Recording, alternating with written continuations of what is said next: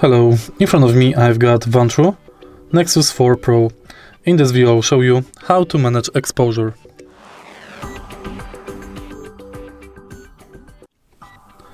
In the beginning, let's go to menu of your dashcam and go to record setup. Scroll down, enter exposure, select front or rear cabin and adjust it between plus 6.6 and plus 1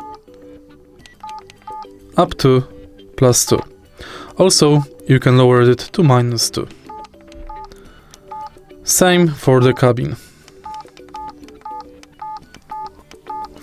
If you find this video helpful, please leave like, comment and subscribe.